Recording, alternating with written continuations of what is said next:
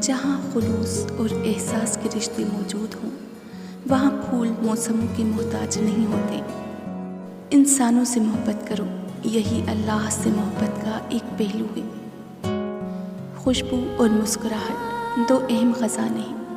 پہلے کو اپنے تک محدود رکھو اور دوسرے کو دوسروں پر نچھاور کر دو۔ وفا کا سبق اس پھول سے سیکھو جو مسلنے والے کے ہاتھ میں بھی خوشبو بسا دیتا ہے۔ غرور و ناشکری اللہ سے دور کرتے ہیں، جبکہ عاجزی و شکر اللہ کا قرب نصیب کرتے ہیں۔ کوئی بھی چیز باقی نہیں رہے گی، صرف یقین سے کی گئی عبادت اور اخلاص سے کیا گیا نیک عمل۔ زندگی میں کامیابی اتنی زیادہ ذہانت سے نہیں ملتی جتنی دعاؤں سے ملتی ہے۔ اگر تم اپنے تکبر کو توڑنا چاہتے ہو تو کسی غریب کو سلام کیا کرو۔ زندگی میں تکلیف اسی کو آتی ہے جو ذمہ داری اٹھانے کو تیار رہتے ہیں۔ ذمہ داری لینے والے کبھی ہارتے نہیں، یا تو جیتتے ہیں یا سیکھتے ہیں۔